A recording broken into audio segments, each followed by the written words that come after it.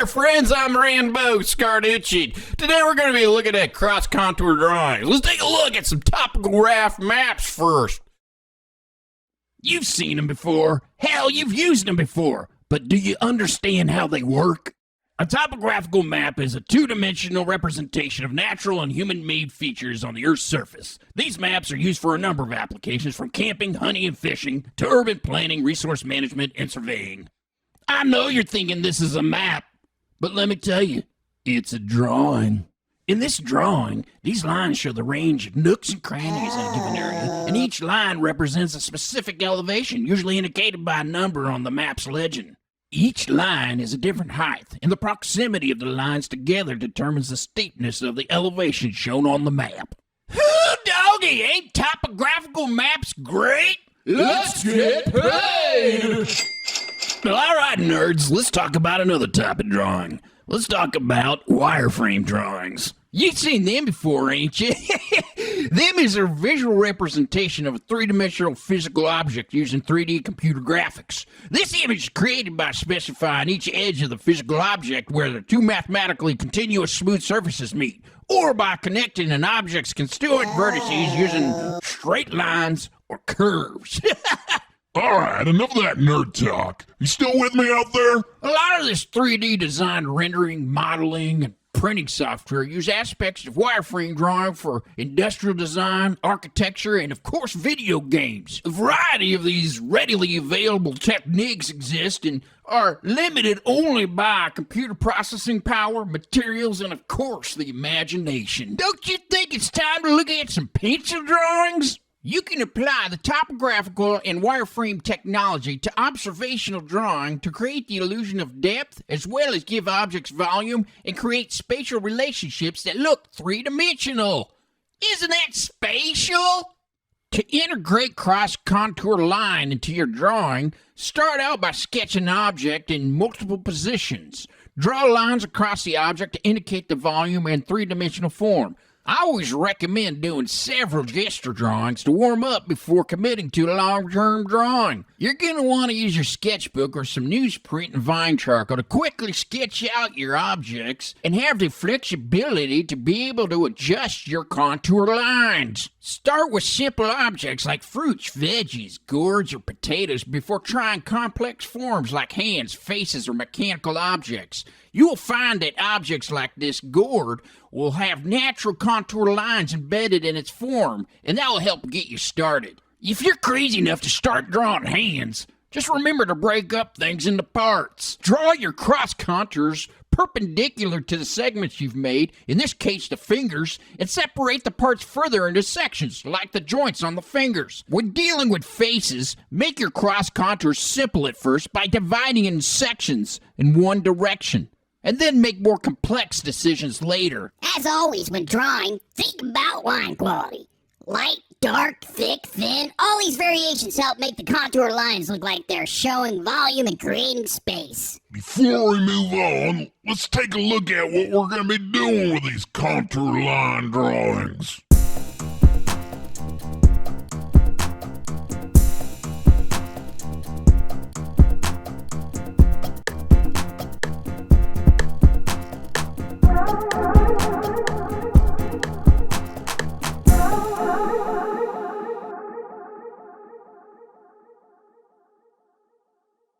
What do you say, folks? Let's do a demonstration. Get yourself some supplies like some pencils. I like a range of hard pencils and soft pencils to work with. Pencil sharpener, of course. Maybe one of them mechanical pencils for fine detail. And don't forget the lead. You don't want to be dead. Can't forget the erasers. You need an art gum and a vinyl eraser, kneadable. Remember, everyone has a different purpose. And hey, throw in a click eraser in there too. Let's have an eraser party. All right, let's get started here. Okay, what we got here is a real simple object. We got an onion, and if you look here, we got the cross contours already built in. How easy is that to draw? Pretty simple there. Just draw that. All right, now, so let's get another easy thing. There's a grapefruit here. It's got a, axis which you can draw your cross contour straight from. Looky here, I drew right on the grapefruit. How easy is that? Now, this type of behavior is really easy to do when you have something symmetrical. But what about this? A potato. I don't think that's going to be as easy, but the same concept applies. It's pretty symmetrical. We got a rock here. It's a little more of a challenge, but none of these objects are going to be as challenging as working with something like this. This is a bone. I don't know what from, but, no big deal. What do you say we're not worried about that? Hey, let's get some paper from Sketchbook and start drawing. All right, we got our gesture drawing going here, a bit of a silhouette with some cross contour lines started. Notice how the lines follow the shape of the onion on both sides here, and as you work towards the middle, they get straighter. That is going to help you get the illusion of depth. Another thing you're going to do is grab a kneadable eraser and lighten up areas to show Line variety. Use a softer pencil to darken areas to get yourself some Line variety. Let's see what we can do with this grapefruit here. We got a little sketch going here with the cross contours coming from the axis here. It's almost as if we took a grapefruit and cut it in half, quartered it, and then cut it into eighths, and so on and so forth, each line representing a cut. When I start my drawings, I like to use pencils that are pretty hard, no softer than 2B, something like an HB,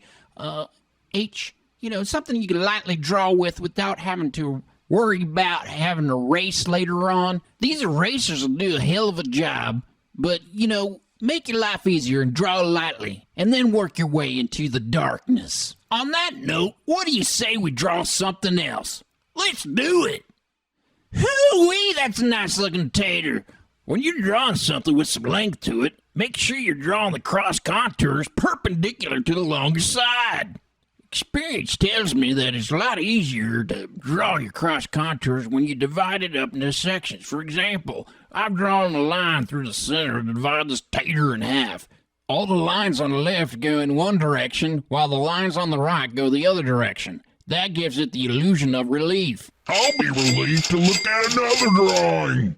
Rock and roll! All right, we got a 3-position rock drawing here. You see it a little more developed than our previous sketches. We got a little bit more Line variety. When you're drawing from multiple viewpoints, make sure you arrange them in an aesthetically pleasing manner. And make sure those viewpoints complement each other. You're gonna notice that I started to erase any unnecessary marks on my drawing here and start to clean up those lines to make them really nice and precise. Notice those lines are consistent and they don't go in wonky, differing directions that don't make any darn sense. In other words, they're logical and they have a flow to them.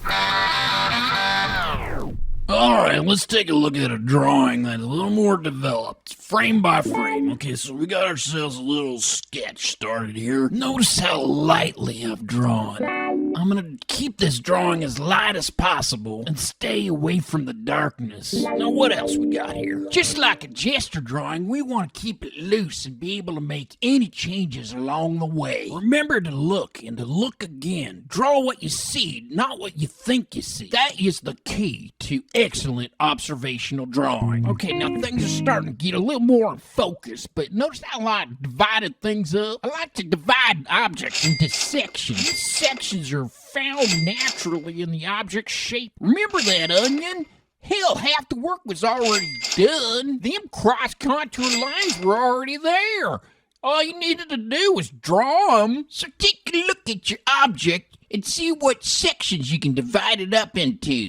Alright, now you got some sections. Now you can start putting some cross contours into. I like to do one little space at a time. Notice how lightly I'm still drawing. I ain't gonna commit to no lines until I get this drawing a little further along. You want your marks to be light enough that you can change your mind at any moment and get out that eraser. So I'm gonna keep on adding these cross contours section by section. Can you see how important those first lines I made are now? I set myself up with a logical foundation for my cross contours to follow. And if I don't like the way that they're going, I can erase them section by section. Notice I ain't getting too crazy about line variety. get you a nice solid foundation down before you waste time on it. Line variety. In fact, I've only been using my HB pencil because I don't want to be racing no heavy-handed soft pencil. Well, look at there. Looks like we got all our cross contours started. Now, hopefully I ain't been drawn too hard with my HB pencil and we can adjust all these lines to make them even more pretty. I'm gonna get my kneadable eraser and just start getting rid of all that sketchy garbage.